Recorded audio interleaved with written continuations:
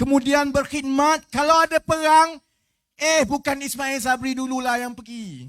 Saya ingat, kalau ada perang, saya ingat pimpinan UMNO yang dekat PWTC itu, Ahmad Maslan. Saya ingat Ahmad Maslan pergi perang dulu ke? Taknya.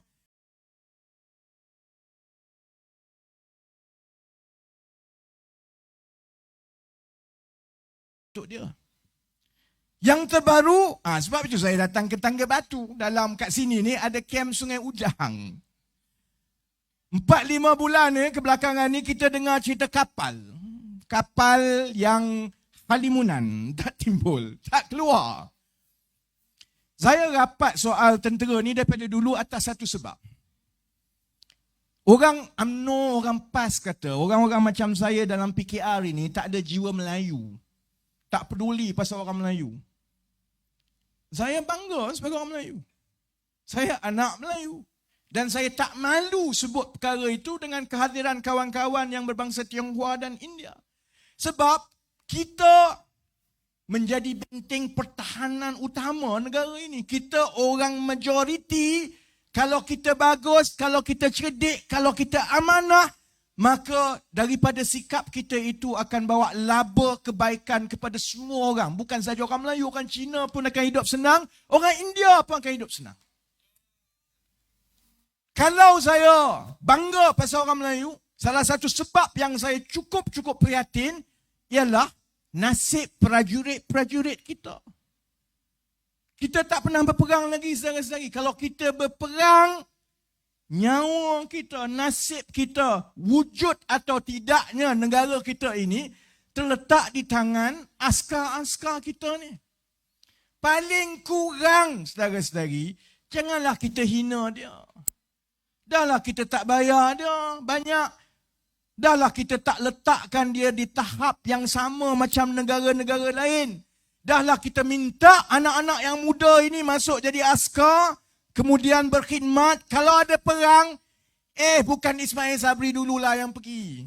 Saya ingat, kalau ada perang, saya ingat pimpinan UMNO yang dekat PWTC itu, Ahmad Maslan.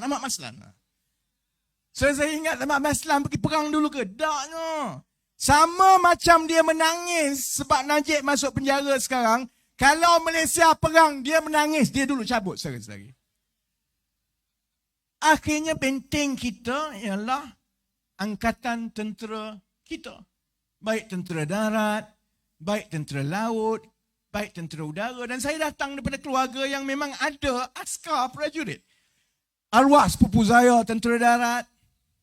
Pak mentua saya pesara pencen tentera. Jadi saya faham perasaan orang tentera. Kamu curi duit 1MDB satu hal tak? Beza dia curi duit 1MDB dengan curi duit kapal, curi duit peruntukan pertahanan ni begini. Curi duit 1MDB rakyat mungkin tak nampak kesan dia terus. Sebab kita hanya akan membayar hutang itu bagi pihak mereka dalam bentuk cukai yang dia kutip daripada kita. Kita mungkin tak nampak. Tapi bila dia sakau duit peruntukan pertahanan, sementara kita dahlah kena tanggung hutang yang besar, yang sengsara adalah prajurit-prajurit kita. Ini semua Melayu, saudara-saudari. Bayangkan, saya kata bayangkan cerita kapal. Saya tahulah kapal ni. Bayangkan, Indonesia dah siap kapal dia. 10. Singapura dah siap kapal dia 10. Tempah sama-sama tempah tu tahun 2011, 2012 dulu. Singapura kata siap tahun 2016. Siap betul. Indonesia siap betul. Ni kita dah 12 tahun, 2022 sampai sekarang. Satu kapal pun kita tak pasti boleh siap ke tidak. Bila kita tanya Hishamuddin jawab lain, tentera jawab lain, kementerian jawab lain. Hishamuddin kata akan siap yang pertama tahun 2023 macam itu. Kemudian akan siap satu lagi kapal. Ada kenyataan daripada tentera pula siap 4-5 tahun lagi. Ada kenyataan kata siap 2 kapal. Ada kenyataan kata siap 4 kapal. Kalau tanya kepada pimpinan tentera laut kita, Saya duduk berbincang dengan pesara-pesara yang jawatannya cukup tinggi dulu. Saya tanya, kenapa datang jumpa saya? Kenapa beritahu, mengadu benda ni pada saya? Ini jawapan dia. Mereka menghabiskan masa muda sampai tua berkhidmat untuk membina armada tentera laut kita ini sehingga pada tahun 70-an dan 80-an menjadi antara yang terbaik di rantau ini. Masuk tentera laut, orang hormat, bangga, ada kebanggaan. Mereka rasa kalau ada perang, kita ada pertahanan yang baik. Menjadi askar, menjadi Navy itu adalah satu kebanggaan khidmat kepada negara. Dan bila mereka tua, satu persatu, sekarang banyak umur dah 80 lebih dah. Dia beritahu saya perasaan hidup mereka sia-sia. 50 tahun berkhidmat, bina daripada tak ada kapal kepada kapal dulu yang KD Lekir, yang awal-awal dulu KD Kasturi tahun 70-an. Kapal tu semua dah umur 40-50 tahun dan kapal itu jugalah yang sekarang askar-askar kita kena pakai. Ada yang enjin tak jalan, ada yang meriam tak jalan. Dia bukan semata-mata soal keselamatan saudara-saudari. Soal kita letak anak-anak kita jadi askar dan mereka tahu bahawa kelengkapan kita ini ketinggalan zaman. Malu saudara-saudari. Bayangkan kita hantar anak kita ke sekolah. Orang lain semua zaman sekarang paling kurang dah boleh ada internet. Dia belajar melalui internet, ada tab telefon.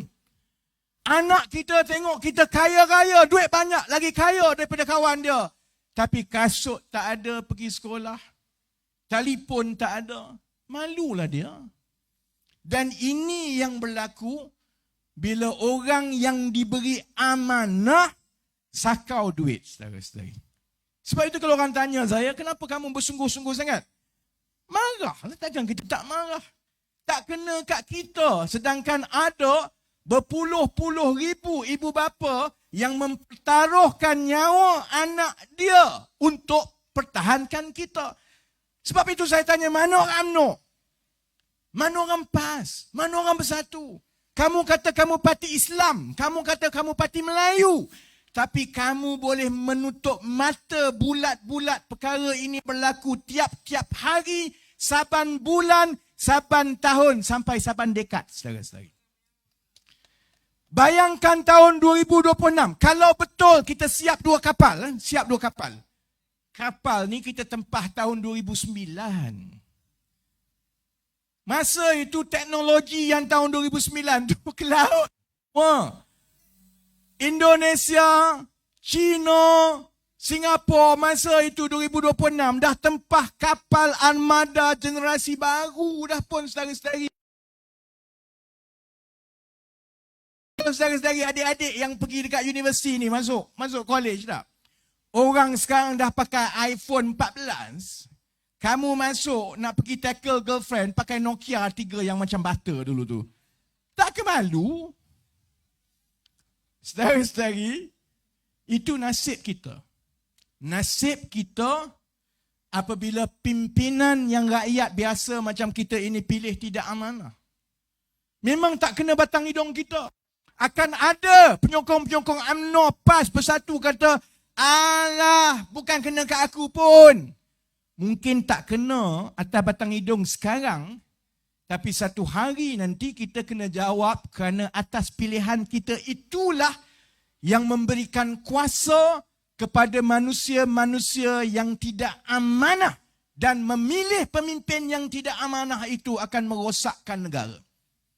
Itu cerita kapal. Cerita kem Sungai Udang satu hal lagi. Itu cerita tentera laut. Cerita tentera darat pun ada juga. Saya tak nak cerita panjang saya kat sini lah. Dia macam cerita Netflix lah. Dia kena cerita sikit. Kita nak pergi perang, kenalah ada artileri. Orang askar kat sini tahulah. Saya pelik tau. Kalau saya tak jadi accountant, tak jadi engineer, satu cita-cita saya, ni kira fantasi saya nak jadi askar daripada dulu. Saya suka tembak orang ni, memang pelik daripada dulu. Jadi saya tahu soal infanteri, soal artileri, semua ni saya memang belajar dengan mendalam. Itu minat saya. Tentera darat, memang daripada satu masa ke satu masa, kita perlukan artileri yang berkembang dengan zaman itu. Nak tembak meriam tak? Meriam ini diukur dari beberapa segi lah. Tapi selalunya meriam yang lebih baik boleh menembak dengan lebih jauh. Kalau meriam kita zaman tentera Bugis dulu, matilah kita. Kan? Orang datang daripada 10 km tembak, kita kena kita nak balik-balik, put jatuh kat depan tu kan. Jadi soal meriam, persenjataan meriam bagi tentera darat ni cerita lama. Sama juga soal kapal untuk Navy, cerita lama juga. Saudara-saudari tunggu. Saya kesian bila dengar cerita daripada tentera-tentera ni. Menteri UMNO ke, Menteri Bersatu ke, Menteri PAS ke tak tidur malam lepas ni. Dulu pegawai-pegawai kerajaan takut untuk bercakap dengan parti macam Keadilan ni.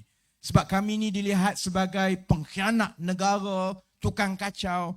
Saudara-saudari sekarang ini saya tengok selepas mana MDB semua ni, salah satu perubahan yang paling baik, antara orang yang paling berani buka mulut ialah pegawai-pegawai kerajaan. Kamu sakau duit, sampailah pegawai kerajaan dekat saya jumpa. Ada je. Boleh tak jumpa?